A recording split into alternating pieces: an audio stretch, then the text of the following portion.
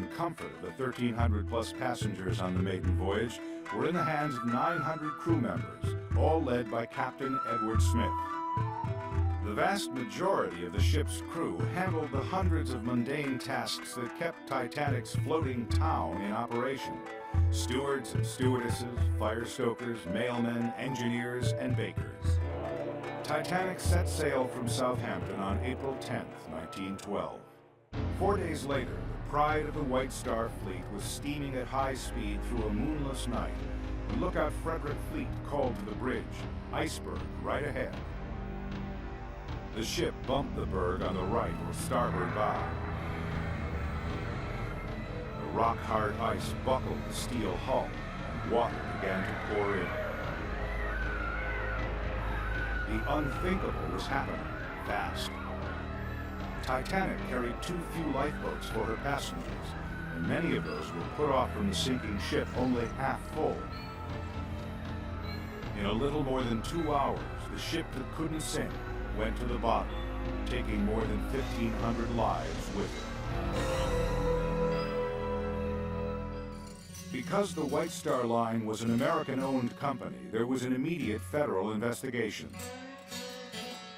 One of the many witnesses called to the hearing chamber in New York City was Frederick Fleet, who offered a shocking revelation.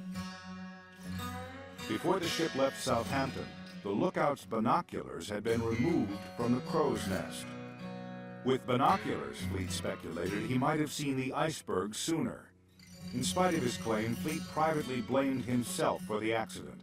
He felt himself an embarrassment to the White Star Line, and soon after returning to England, he quit. He took a job selling newspapers for Southampton's Daily Echo, where historian Brian Ticehurst first met him. I used to come across him in the canteen, and he never wanted to talk to anybody. If you sat at the table, he literally would get up and move to a table so he was on his own. And he'd just sit down and drink his beer and just go home again afterwards. And all through his life after that, he was a very lonely, hard, sad man. In December 1964, Fleet's wife died. He was devastated. 76 years old and childless, he was living in this Southampton house with his wife's brother, when 2 weeks after his wife's funeral, the brother-in-law asked Fleet to move out. So he said, "Okay, I'll be gone in the morning." And he was gone in the morning, but he wasn't gone because they found him dangling from the apple tree out in the back garden, and that was the end of Frederick Fleet. Frederick Fleet was buried in an unmarked pauper's grave in Hollybrook Cemetery in 1965.